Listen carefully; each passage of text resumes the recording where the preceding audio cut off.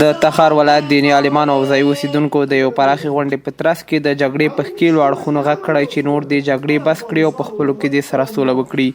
دیني عالمانو ویلي چې شته بدبختۍ د جګړو د دوام له امله دي او له طالبانو یې غوښتي دي چې زر تر زره دې د ولس غږ ته مثبت ځواب ورکړي او سولې ته دې زړه ښه کړي. این جنگ‌های خانمانسوز واجبه هر فرد از مسلمان است، هر فرد از عالم دین است، هر فرد از متنفذ است، هر فرد از مسلمان و خرد و بزرگ است که تا تلاش بکنه این جنگ خانمانسوز را کاهش بدهد و خاتمه بدهد. دزدی به اوجش رسیده، ناامنی به اوجش رسیده در داخل خود این حکومت که در قلمرو حکومت است. از قلمرو حکومت او طرف ما گله نداریم، او مربوط به او مردم است. ای نوکران اغیار نشسته در خارج ما صلح میخواهیم.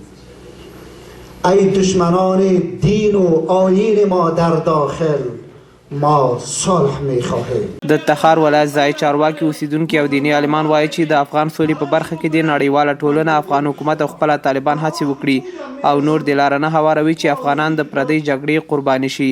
دوی وایي چې هم حکومت او هم طالبان مسؤلیت لري چې په خپلواک ډول په خپلو کې مذاکرات ته ځان تیار کړي او د بین الافغاني خبرو لارې سره په خپلو کې سوله وکړي.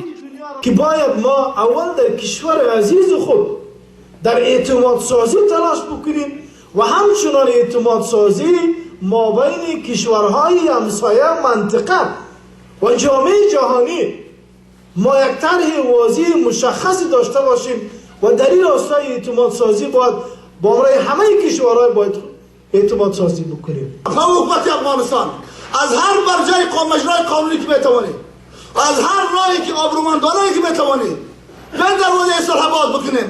امروز اون ریش هایی که دراز هست، اون نامنامه هایی که دراز هست، با دختران روسی می نشینن صحبت میکنن، با قطر با آمریکایی ها میشینن صحبت میکنن، او از خودشان هستند، از ما نیستند و اگر از ما بوده باشند به صدای اینها لبیک میگویند و به آدرس قرآن و به آدرس دین در مدارس و مساجد جمع میشوند و میگویند که ما صلح میخواهیم.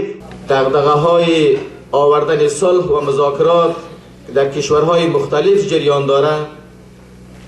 اگر بار دیگر اگر مردم افغانستان در غفلت بمانند و از تجربه گذشته اگر استفاده نکنند، ممکن در طول تاریخ همون مشکلی را که ما مواجه شدیم و زجر و تکلیفش را که امروز میکشیم بار دیگر ممکن دیگر روبرو شویم. د تخار اوسیدونکي او دیني عالمان وایي اوس چې سیمه او نړۍ کې د افغانستان د جګړې د پای او سولې لپاره مهمه ناستې ترسره کیږي. طالبان، افغان حکومت او امریکا باید له دې زیات ولسونه د جګړې اور ته پرېنږدي چې قرباني شي او زر تر زره د خپلو کې سره سوله وکړي. نورګل اندړوال، میلمه راډیو، تخار.